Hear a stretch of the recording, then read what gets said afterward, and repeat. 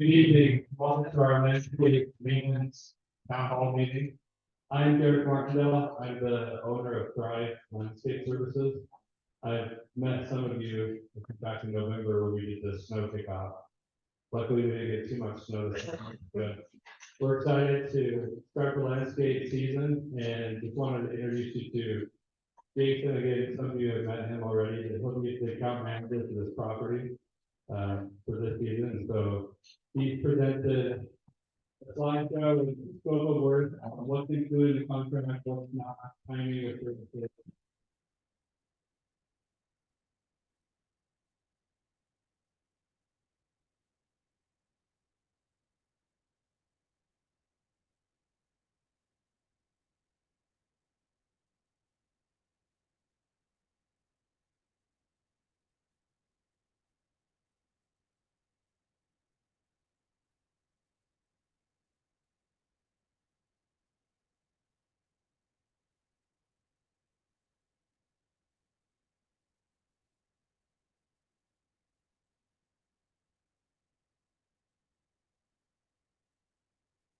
But like Derek said, we're with Thrive, we're gonna be taking care of the landscaping, and so anything that you need, when you reach out to, the board and to the property management, they'll be reaching out to us. And we kind of have a schedule of when we like to try and do things, and you'll notice that we have things kind of blocked off in like a month, or different times are filled in, as we proceed with some of these things, we'll be able to give clearer dates as to like, okay, this is the date that we're gonna be here, the time that we're gonna be here on site providing different services. We'll be sure to let Frankie and everybody know, come, May, we'll have our set schedule of these are the days that we're gonna be here, so you can plan around pets or anything that we need to, and we'll have a better idea as we roll forward. Just because of the weather in March and April, we don't always set a specific time for those things, just to be able as we go. So first thing we usually do for everybody is aeration. And this is something, people can do in the spring or the fall. And just so everybody knows, to clear up, this service is one of the things that's in the contract, is that this year, we're gonna be just doing the common areas, but I don't want anybody to be too worried or think that maybe their home got missed this season, because it'll be next season that we're doing the individual home for the area throughout the community, okay? The spring cleanup is something that, we start doing right now in March, and you'll see that, some of the nice weather and the water that we receive, the weeds are already doing pretty well. And everything else is starting to come in. We've got the bulbs popping and everything. But you'll see the guys here performing the cleanup. It won't be something that will be finished in one day. So if the guys across the street do it, and then your house for some reason didn't get done, they're working their way around. But if you notice after a week that nobody came and did anything, be sure to let us know. Hopefully that's not the case, right? Well, okay, the spring cleanup, yeah. So what you'll see is we go through, and if there was anything essentially that was missed during the fall cleanup, so leaves and things, then we'll take care of it at that time. We've noticed that there were some ornamentals and some perennials that didn't get cut down or that still needed to be cut back. And so those are the things that we'll target. If you had any flowers, lilies, ornamental grasses that maybe weren't done for some reason, that'll be the time when we go through and get them. But mostly we're just kind of picking up the garbage and cleaning things up, sprucing things up to get it ready to be able to maintain. So we'll go through and we'll get the weeds and everything, so that we're ready to actually have the beds prepared for our pre-emergent application. Because we want to get any disturbance of the beds taken care of before we actually apply our pre-emergence. So did that answer your question? Okay, yeah. Well, this early, we don't always know exactly which ones are dead or coming back or not.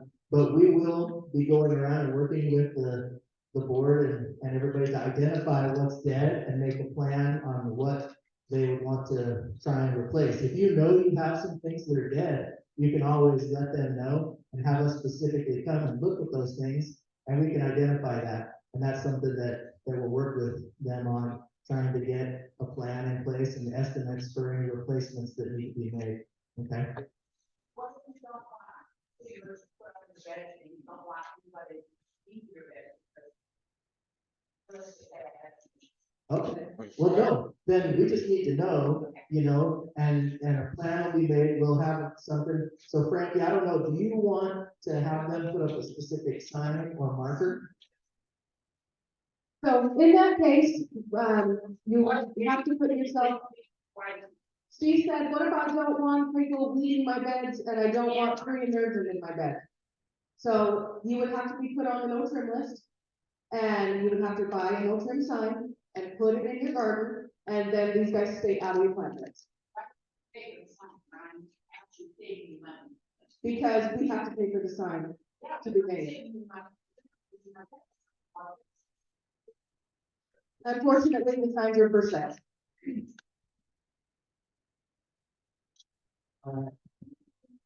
So you'll notice too, that we'll be saying a little bit of tree trimming too. This isn't like all inclusive. Most of the trees here are actually still fairly new and haven't grown very tall. So we have just a limit that's within the scope of work that we do, which is anything below 12 feet, where we'll just be looking for targeting the branches that would hit people and obstruct signs or lights. We can look at any that start to touch homes or come up under eaves as well. But for the most part, we're just looking for any disease or dead wood. We're limiting the amount of trimming that we do to industry standards. We try and keep it below 30% of a tree at any time when we're doing that kind of work. And we'll just be removing those branches. Right, we do a little bit of edging to at that time. We have so much into the contract to go around and you can't really see it too well, but to establish any edges to help retain the beds when they have material like mulch or rock in them. A lot of them already have the metal edging, and so we'll go through and we'll look at the worst areas and we'll work on things like tree wells, for instance, to try and make sure that they remain established so that we can keep them under wraps and under well-maintained status.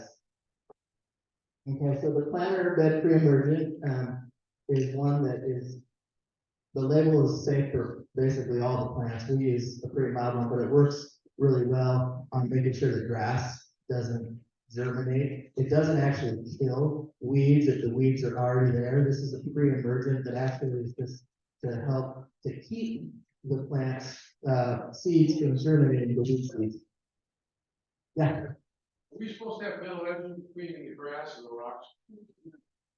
You mentioned metal edging. There are some areas where there is metal edging, but not everywhere. I mean, all places. Grass and rocks. Yeah, not all of them were installed that way, unfortunately. So that's why we have to do that, you know, in some of the areas and some we don't. Like for instance, across the street, you can see there's rocks put up to the grass, but they put in metal edging to keep that. And so that we just maintain with the weed eater as we go. You know, whereas there's others where it's a little different, we'll have to keep it separated to keep the mulching. Yeah.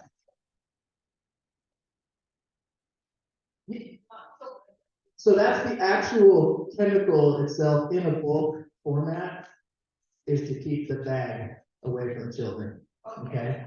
So that is, it doesn't, the actual granular doesn't have an entry, like a re-entry restriction for people or pets.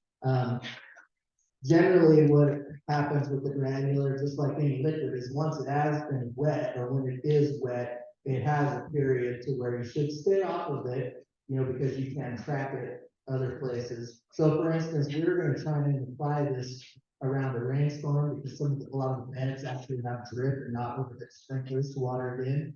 And so we'll try and time that to get it down like that. There isn't anything that it says. It would be, the hazard would be if for some reason a careless person spilled a large amount or left it out, and for some reason the pet decided to try and eat that. It's actually a pretty safe product. There are others that, they pose a little bit more than a threat, but generally the only problem that can come from this, when it's applied according to the label, is usually if somebody or a pet even had an allergy, but I've actually never met anybody that had that occur.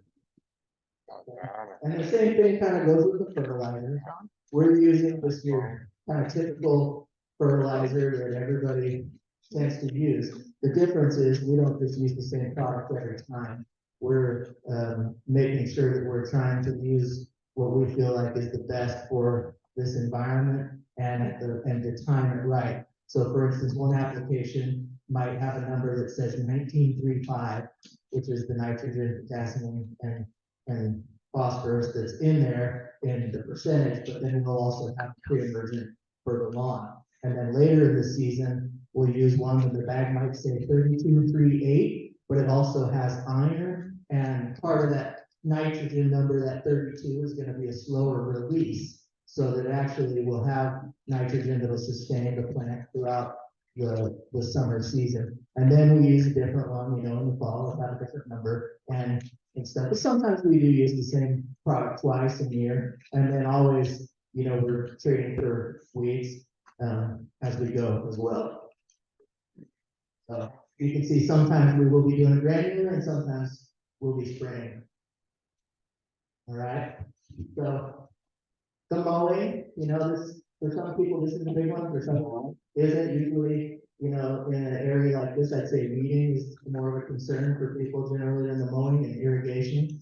But just so you know, the agreement has been that, that we're using mulching mowers, which actually does have benefits, but you will see, especially like in the fall and maybe even in the spring, little fine bits of leaves and plant material, that have been chopped up as well. And that will stay on the lawn, hopefully not in clumps. That, doesn't mean that we're gonna be acceptable to have like big clumps or lines or anything. If that occurs, please let us know, because we need to rectify it. Yeah.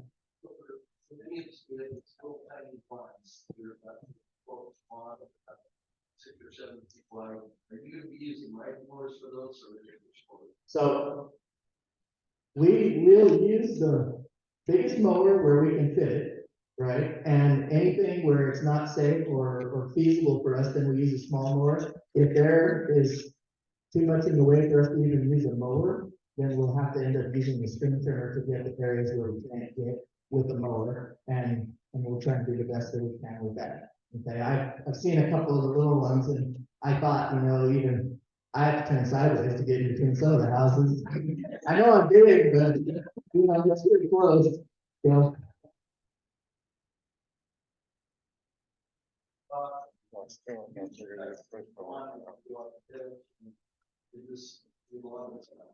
Okay, yeah, well, please work with us too, as we get to know the property a little better, and in the weeks that we do that, we'll see what we can and can't do, and we're gonna err on the side of trying to do it with the smaller ones, because we're planning on that. We've made sure that the crew that's gonna be out here actually has extra small mowers and staff to be able to do that for us. Okay.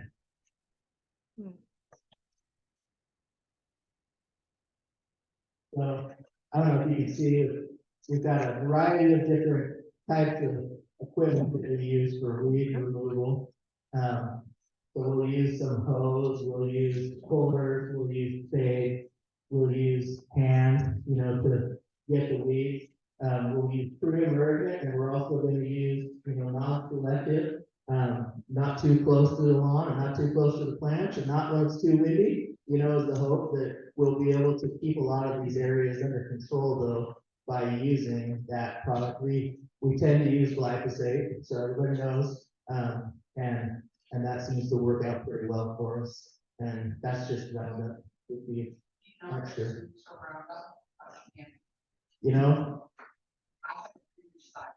Yeah, well, I have non-Hodgkin's lymphoma after using Roundup for a few years. I'm not a part of any lawsuit, and I still use it. So it was scientifically, there's different thoughts on that, and everybody, I think, is entitled to their opinion, but you can look it up and make a decision for yourself on that. Okay. So. Oh, yeah, that's a good question. So the way the contract is set up is certain areas, and we'll designate those and we'll make a plan so that you guys know when your area is supposed to be weeded. But the idea is we're gonna be going through and manually doing weeds in your area and chemically doing weeds in your area, like on every other week. So you should see guys pulling weeds on your property at least once a month, right? And then spraying any weeds that are there also once a month, all right? And we'll make a map when we actually kind of figure out how much we can do in that day and get that to you. Does that sound fair to everybody? Okay, all right. So the plant healthcare, that's something that we do just to help, you know, be a little proactive as well. We've talked to our guys, not every single one of them is a horticulturist or a agronomist or a master gardener. But they know how to identify wet spots, dry spots, fungus, if something's going on, or it looks like something was spilled on a lawn or burned a plant. You know, they can identify a lot of mechanical damages for us too. But we have our, of course, the managers who will be on site and our plant healthcare manager who will be on site visiting the property at least once a month, doing these checks also to help come up with plans in advance for the things that we start to notice. And hopefully we'll be catching them, you know, if it's critical by doing that. And so we'll be not just monitoring like the moisture levels and the dryness, but we'll be looking at the nutrition and the soil and the best things that we can do to try and keep the plants healthy. Because especially trees, you know, I really hate to see when trees are struggling, you know, a little bit of lawn can be replaced and a bush can be replaced easy. But once the trees are established, I hate to see any problems with those. So we really want to try and focus on keeping those as healthy and doing as well as they can for people. And I've been out here at Daybreak for quite a while, and the trees do struggle, you know, with the soil. And we have a sodic soil out here, and we have some things that lock up some of the chemicals. So even though you're putting down fertilizer, it doesn't always make it available to the plants. And so we've got a great team that's come up with some ways to try and help improve those things. And so when we notice those, we'll put it to you guys to decide if you want to move on some of those. Yeah.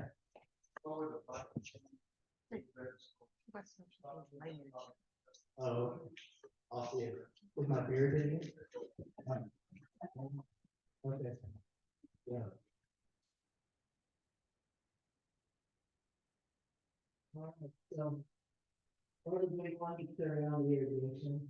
And I think that would be something that a lot of people will want to know, you know, when that takes place, because it helps to really get the plants and the lawn, you know, going and everything. We do realize that each one of you has your own individual point of connection at the property, and they have above ground backfill together, which tend to freeze and have issues. So we really have to keep an eye on those things in the early spring. Sometimes we can't turn it on as soon as we might like, just because we have to be aware that it's really hard to go back and winterize the system again, you know, if we're gonna drop into the 20s for a couple of weeks in April or May.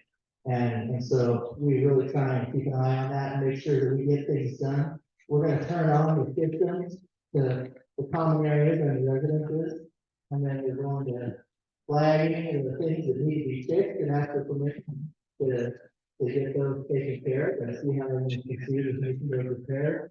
And then we'll work through that time also to make adjustments that are needed to the controller for the season, so that you're not doing too much or too little water down at a time, and it will not for the proper amount of time for the water to absorb and cycle and everything that goes into having the water being effective, okay?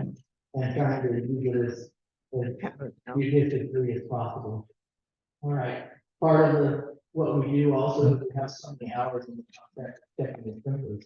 Obviously, it's not enough to run through the entire footprint every week, but we're going to be checking, you know, for problems and keeping our eye out for things. And those we'll tend to focus on those areas, but we're also going to, we'll make sure that we're working our way through the entire system over the course of a month or so, to make sure that we're not leaving a corner here or there, or a home here or there, without getting eyes on it to make sure that there aren't any issues. And so please, if you do ever notice something that you think could be an issue, let us know. It doesn't necessarily, a little water that trickles out of the head every time after it shuts down, or a head that pops up, that's not necessarily an emergency, but we will still come and look at it if you let us know.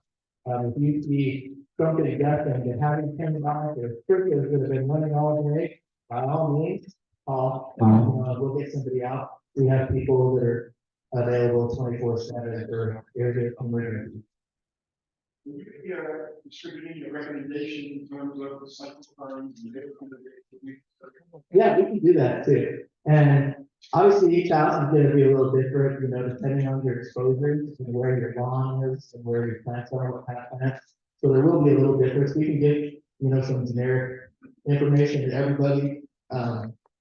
There might be, things that you'll wanna fine tune or you might ask about, on top of that, and I'm sure we'll be able to help out with that too as well. Yes. Yeah, I control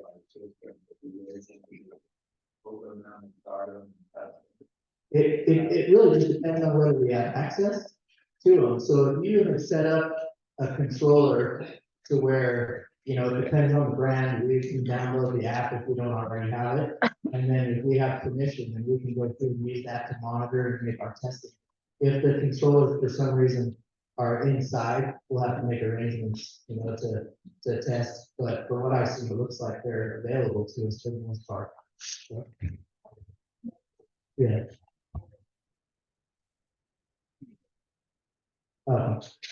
Yeah, all right. So it sounds like, yeah, we do have that available for everybody. I know some people have changed in other places, their controllers and pick different brands and things, but generally, as long as we have permission and we download the app, then we'll be able to do that. It's really easy for us also though to open a controller and put it on the test. Almost all of them have a really easy manual test function that we can use. I do like to use the phone kind of as a remote or in that aspect, because you don't have to turn anything off or move the dial, and it's always going to stay in that on position. So I really like that feature. All right, and then the shrub trimming. We have 2 scheduled for you right now, and One more. it's kind of going to be probably in May to really in August. We'll let you know, especially if there's anybody that has specific things that they don't want. That's good. And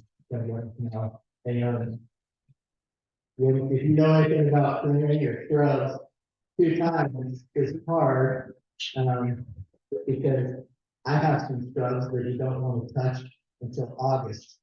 And then they're kind of out of control, but if I cut them, the Rose of Sharon, and I don't get any flowers, my wife will kill me. Or if I cut my lilac, certain time, get flowers.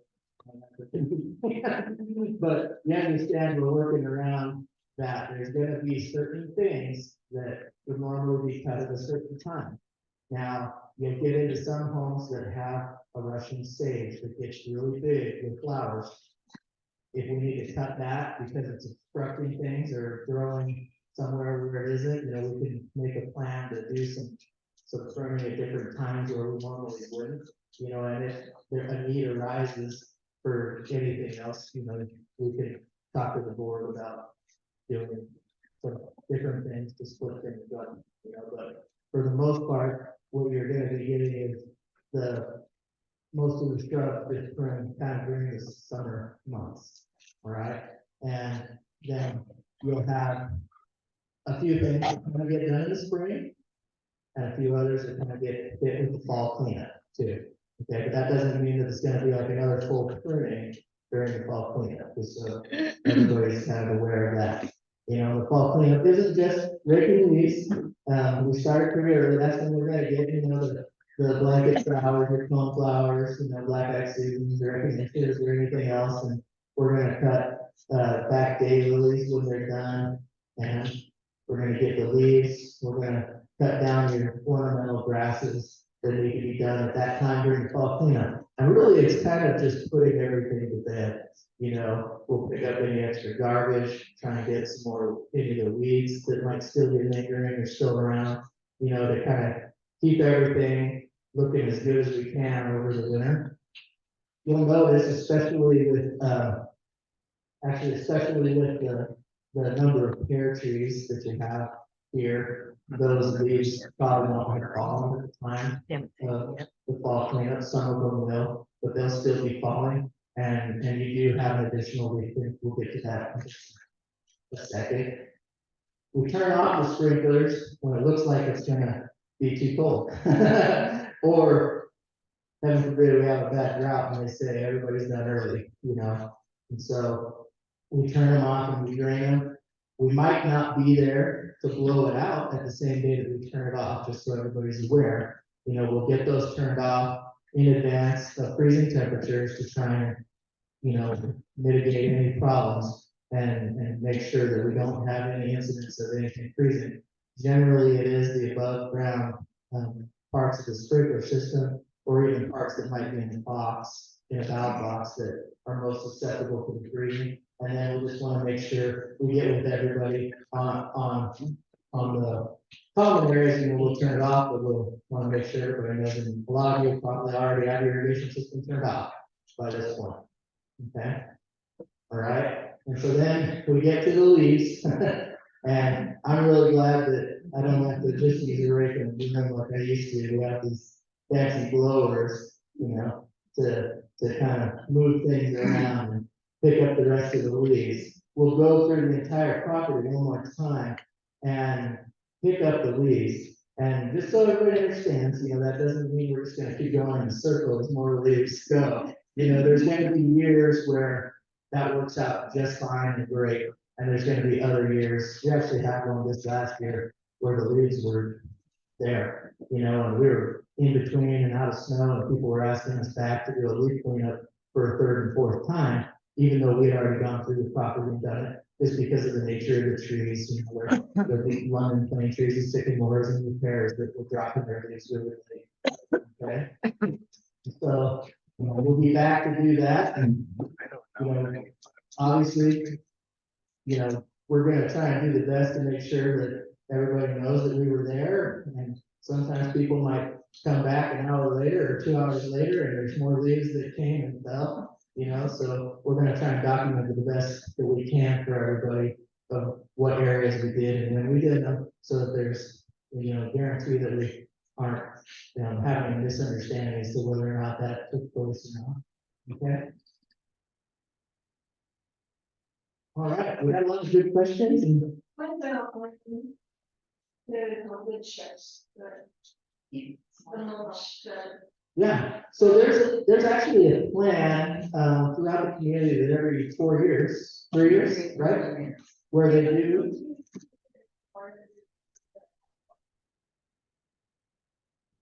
email, and I'll figure out what to do here. I'm sorry, send me an email. No, okay. Send me an email and I'll see if you're on the list for this year. Because the only fair way we have found to go about it is to go on your closing date.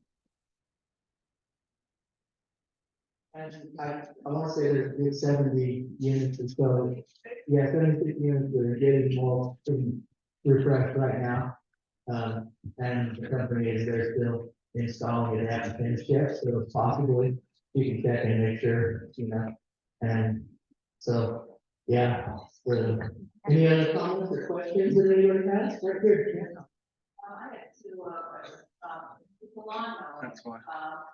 One of the things that's a problem in the past is that, you know, grass and well, the flower bed, and then they don't, they just go on the sidewalks, they don't know if they were. So. And flat tire crap, Mhm. that. So in terms of the grass, we do the best we can to blow it off, and we try and angle the mowers, even with the mulching. They're not using a discharge, but they do tend to throw to one side, it's usually the right on most machines. And so we're trying, you know, we work with the guys to make sure that they're making our initial pass around whenever possible with the bed to the left. So it limits that, but if the case is where there's a lot, like in a tree well or anything, then it's our responsibility with the guys to do the best they can to blow that off. Unfortunately, the tire tracks is a hard one to do. We found that the best way to limit that is by telling the guys to slow down on the sidewalks and not turn sharp on the sidewalks. But you'll find that any, amount of moisture on there and they can lose traction and kind of peel out and they will leave, when the tires are wet or when the lawn's a little wet, sidewalks a little wet, it'll leave some, but even under dry conditions, our larger equipment does leave, the marks sometimes. We do try to limit that, but it's not possible. And you brought up a good point, with the mowing. One of the things that we try and do also while we're mowing, and it's not something that you can always do every yard, every case, every park strip, is we try and change the direction at times. And so sometimes you'll see a little bit more maybe, and that's because the guys have tried to change the direction that they're traveling to avoid rutting the lawn.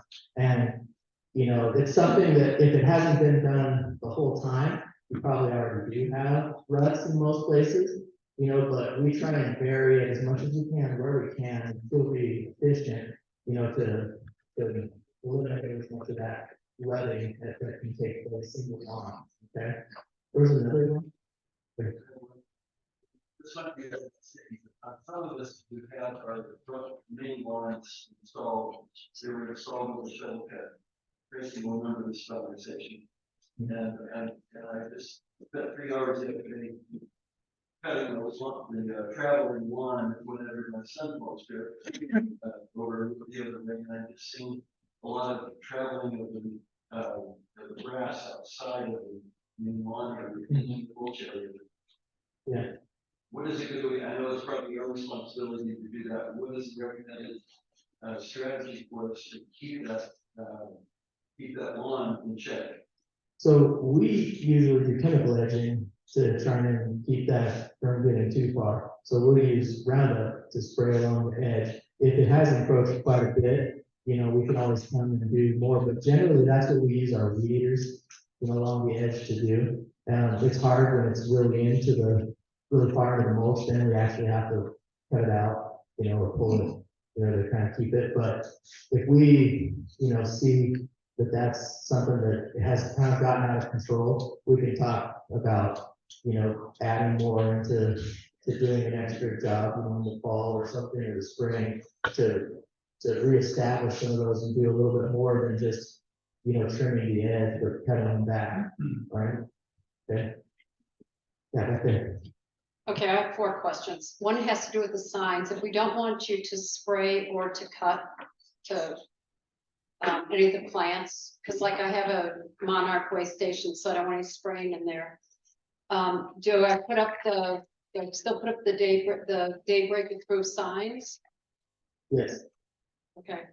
And so do I need to, last year I had to put them up on all 5 sides of my house. Do I still need to do that, or only because they had people who worked one side of the house, somebody who worked the other side?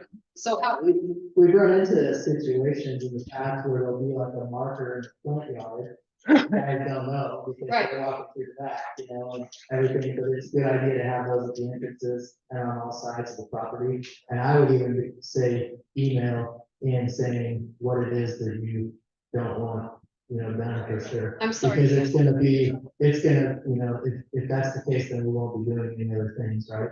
right, but email into where, on C-Click Fix or onto Frankie, or where do we email to?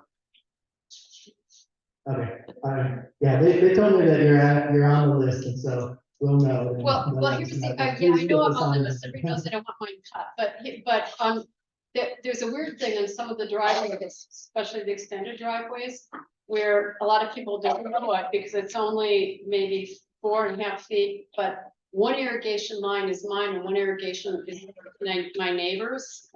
He wants his cut, but I don't want mine cut, so I'll put up the sign, otherwise you won't.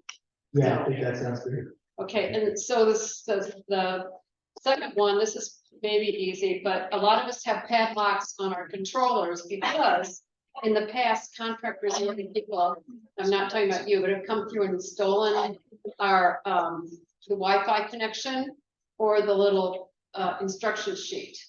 So we do have padlocks still on them. I assume that you can just access it by using the phone and we don't have to remove padlocks, or do we need to remove them when you're coming to drink water?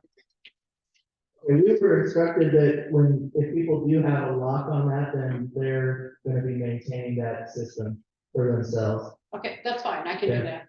Yeah, Okay, so the next thing has to do with, the 12 inches around, the trees. Cause I saw that on your Thrive thing, you say you'll be cutting out, I guess, this month or next month. The required daybreak 12 inches around the trees. well, I wasn't aware of the required 12 inches, on that was news to me.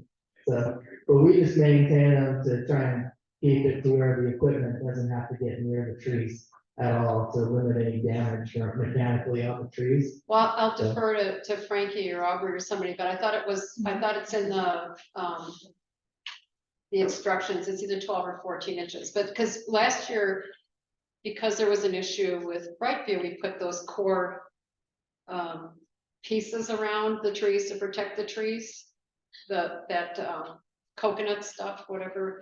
Yeah. So should we remove those so that you can get around them, or what should we do?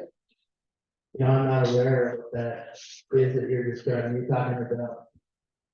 It's a landscaping thing. You buy it at Home Depot or at any of the landscaping things. About that thick, it goes Yeah. around it. And so it protects the tree because they were hitting the trees and scarring them and causing. Because there's a protector that actually goes on the trunk of the tree. And Yes, there's another weed barrier that actually just drops down No. on the ground. it's a protector that goes around the trunk. Yeah, oh no, I'm sorry. It drops down in.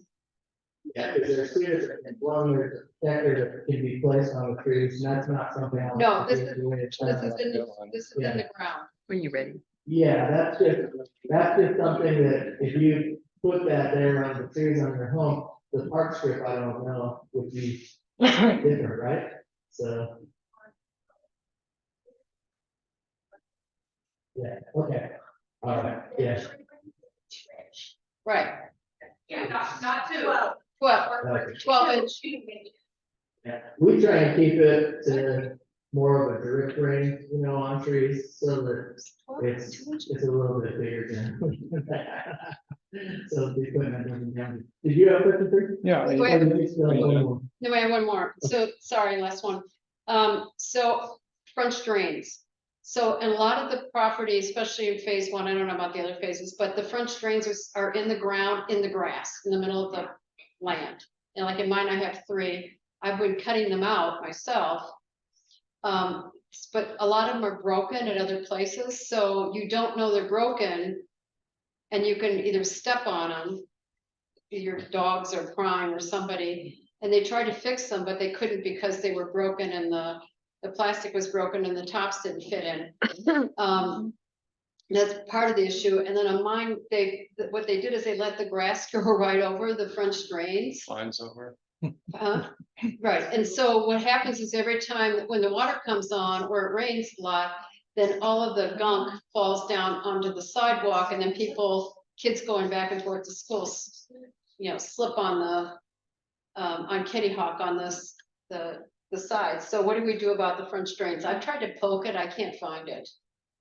Yeah, so what you're talking about, it's not really French drain, it's the pop-up drains. that Pop-up come drain, from okay. Your downspouts, right? Right, Okay, yeah, so each one of those is designed to actually pop up when the water comes up, but there's also a hole in the bottom of them that'll drain when it's not a high flow of water.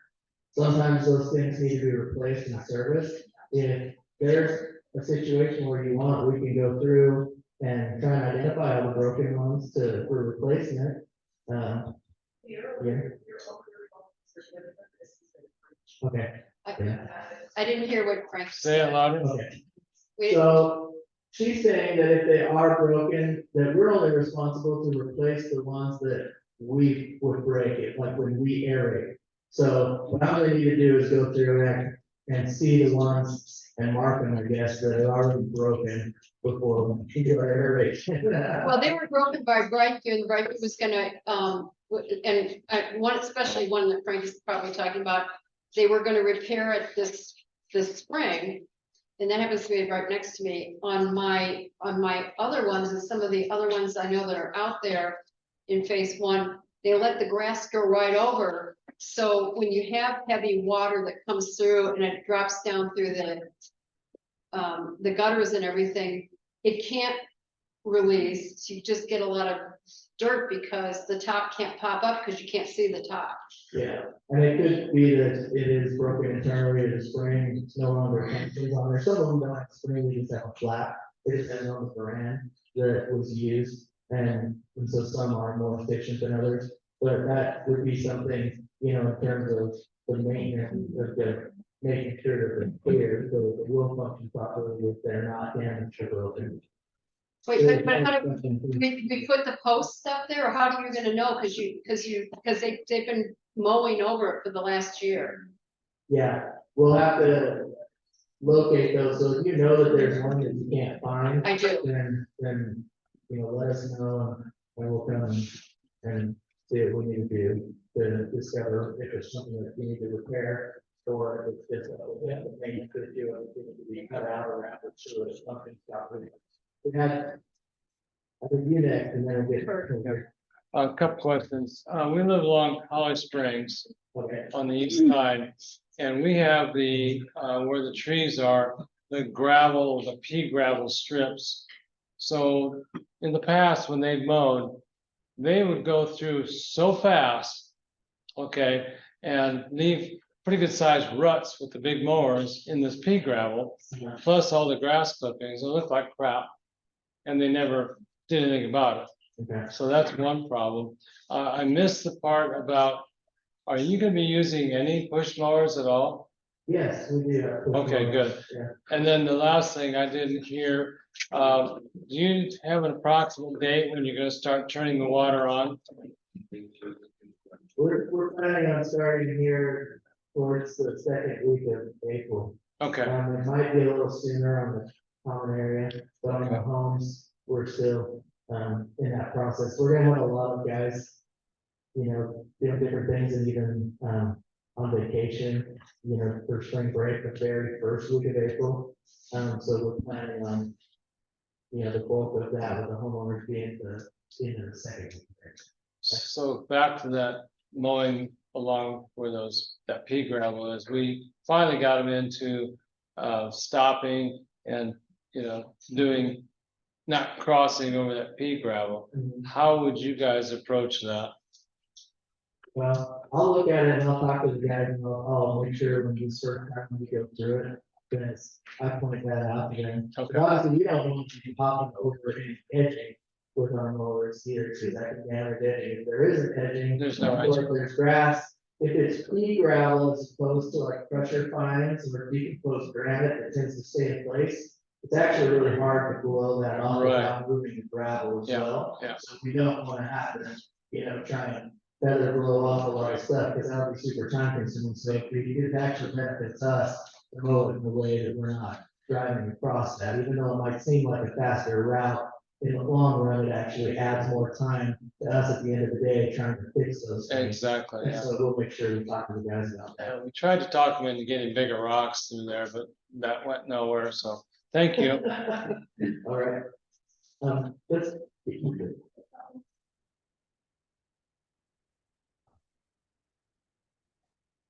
Yeah, they didn't teach the stuff about it. I was wondering. Okay. From the strip. Yeah, the association is responsible to replace trees, but the board has to approve it, it has to be in the budget. And so there's a primary amount of trees that will be replaced, it could be 2 or 3 years before your tree gets this out. Nope. If you ever feel like it's done or anything, and have it or whatever, just let us know, you know, because that might be something that, you know, really to pass that. You ready, honey? Okay. Right. You ready, babe?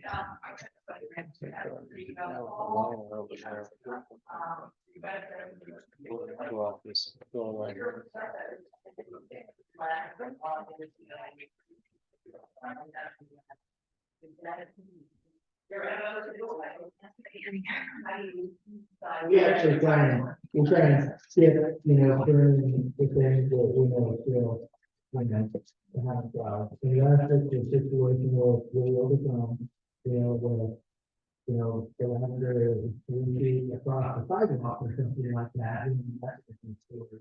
But we actually think we those things, and lavender could even be cut, during the spring of summer. And that actually is stimulating more growth than we do with the study. Back and the fall from the necessary, but we just don't want to take the top of that or something. They know the front lawn. We have. About 45 piece of grass in the back there. Do I need to let them know it's there, or do they have to do it, we can check the back there? Well, if we miss it, let us know, but we should be able to figure that out and find those, right? As long as the gate or anything is that, we're not locked out and blocked out. And if there's not too much pet waste or something, or, things on the lawn that we have to avoid, then we'll find it and take care of it. Yeah. So, the weeding, do they do it in the mulch? Oh, yes.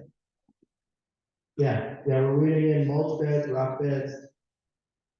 DG, gravel, Now, in our backyard. About 5 feet by about 30. It's easier if we have out, so it's screwy design. But that particular one has plants growing there that they water, but we get an easy use. So I guess you take care of those. Yeah, if it's, within the property here, Yeah. and it's not one of the bordering areas or something else, or, something like there, you will have some common area that isn't part of spring house. Yes, So when you're putting on the box support, is someone have to be home, or you, like, how would we know what we need to do? Nothing. no, we don't necessarily need somebody home to do that. We can come and find the turn on to the point of connection, and then we'll make sure that the backflow, isn't leaking and everything. We'll run through it, and we'll test the valves that are there, and then, if it helps, we can send a list every day of which units we turned on that can be passed along, so that we know, right? Does that sound fair? Okay. Yeah, all right.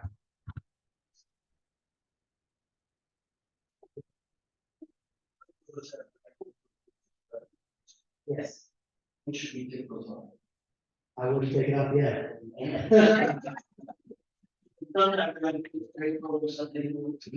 so, it looks like we might have some cooler temperatures, in the next week.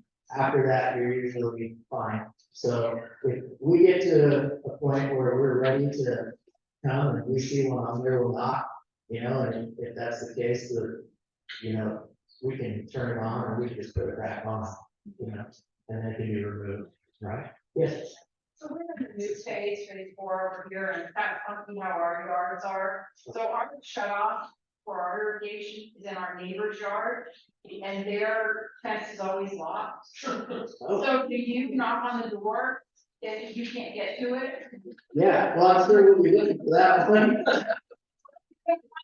We have these 2-foot easements that our property is, it's not even worth explaining, but it's in our neighbor's yard. Okay, our property. Yeah, we need to get your address. To make sure we have the right one. Yeah. Okay. Well, thank you, everybody. I just want to cover the speed fix really quick and let everybody know that an irrigation emergency is not a broken sprinkler head. It's not a broken drip line. So if you have those, put it in, but it's not an emergency and they'll get to it within 2 business days. If you've got water from your drip line shooting 40 feet in the air, it's only gonna do that for 10 to 15 minutes. So they'll get to it, and then the other thing is basically, the only other thing you want to do sequence 6 for is if you've got, well, if you've got like active water running down the street, then put that in as an irrigation emergency. And then the only other thing that you really need to put in there is if they missed your yard, and wait until after 5 o'clock to put it in, because it'll take them a whole day to get through the neighborhood. So I just wanted to clear that up. It's Sequence Fix, it's J-Rate Direct, it's the app that you can use to put in requests. Different. How many zoning they're gonna have? How many days a week are you gonna do it all in this area? We're gonna try and get most of the mowing done in one day, and we're gonna be here on site multiple days, but we'll tend to be here on Mondays, starting, you know, in May, it'll be like this. Our plan is to be here on Mondays, doing all kinds of readings and cleanups and detail work, and then starting some of the mowing, and then we're gonna do the mowing mostly on Tuesdays. That's the plan right now, so. It's basically 20 days. Yes, so Monday night for now, and Tuesday morning, we would appreciate sprinklers not being on. Okay. Well, by the time we get to some of the mowing on Monday, we're gonna start with, I really wanna make sure the guys do the weeding. So first thing, first day, we're gonna be doing detail work, I wanna stay on top of the weeding, and then they'll push through the mowing after that. So it's mostly gonna be Tuesdays, we'll let you know if that changes, you know, so we want it to not be too wet on Tuesdays. Another question back to the back. If there's water on it, or maybe 100% off. So we usually test them and run them, but we don't necessarily leave them on. You know, a lot of the times when we get going through it, it might not need the water. And if you're gonna be controlling your irrigation, then we would just be leaving it off, and then you can turn it on and do whatever. If you have it to where we're, you know, taking care of it completely, we'll just see how it goes, you know. It might water at a low percentage for 2 days a week at first. We might find that we're gonna set a rain delay or delay to where it's not gonna start for another 10 days possibly. And then it'll kick on and water for 2 days a week or something. I mean, how do I know that you're gonna take care of it, not me? Do you have a lock on your control? You can get to it then. Yeah, we're discussing possibly putting a sticker or some kind of label on so that we know, you know, which ones, and then we can. I don't know if the best way is like, I don't want to really do a door hanger necessarily, but generally, when we shut a system off, we leave a, you know, a note for people saying it's been winterized, and we can do something along those lines, or even, you know, put it out, but these addresses will turn it on and they'll know it's on. Well, I put it on the box and you take care of it. That'll work too. Yeah, I think what we'll do is, well, we'll get some stickers for those that want to take care of their own irrigation box. Put a sticker on your box so we know you're handling 100%. If there's no sticker, then we'll manage it. Yeah. Well, I'll just turn it on and shut it off. But as far as managing the schedule week to week, if you want to do it, you try to stick around it.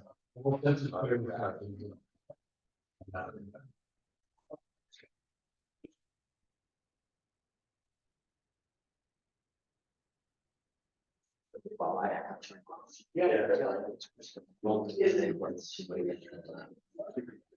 Yeah, if it's a drip line, then it will have a longer run time when it runs. Also, if it's a rotary nozzle, as opposed to a typical spray head or a motor, it can have a longer run time because it actually, you know, it seems like it's putting out a lot of water, it's putting out a lower precipitation rate. So it takes longer to put the same amount of water out as the smallest.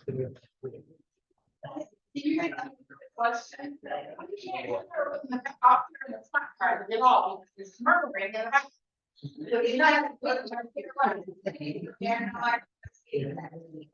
Yeah, we will look at all of those as we go through and get a time that you're.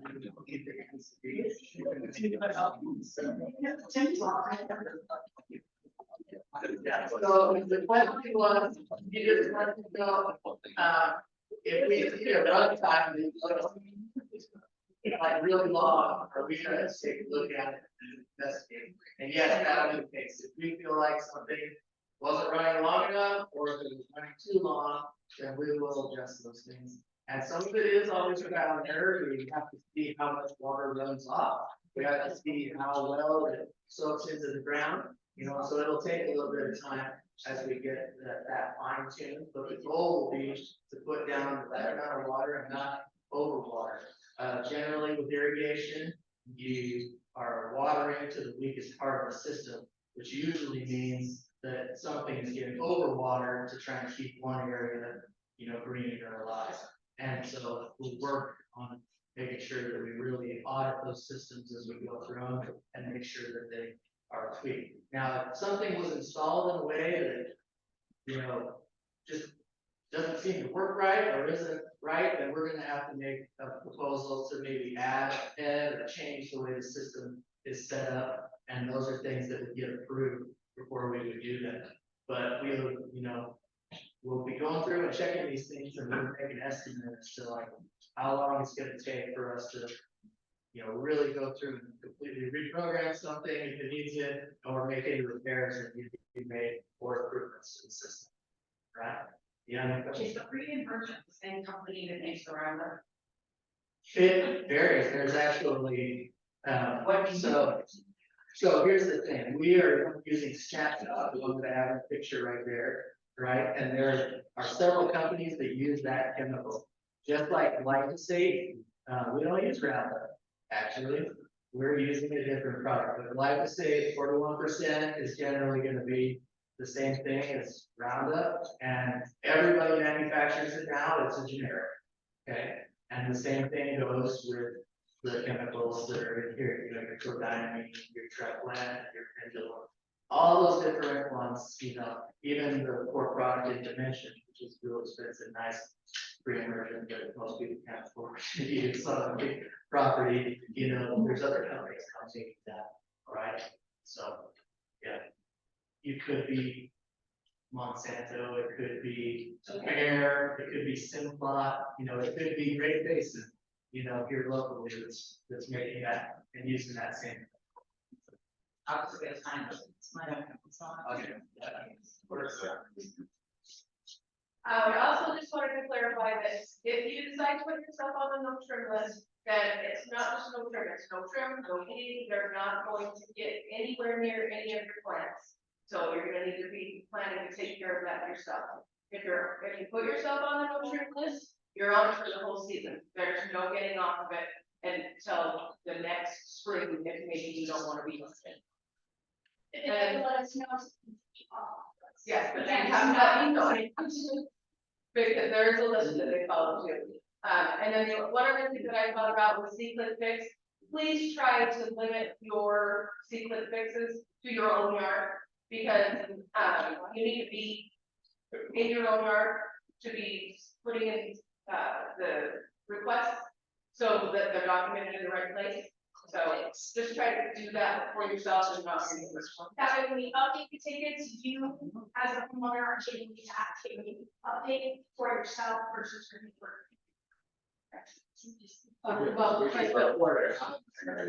Oh, yeah, please do report the Frank, we have two people with two families on our area that are on mission. And so people have been taking care of this stuff for them. Well, if there's nobody in the house. There's nobody in the house. Yes.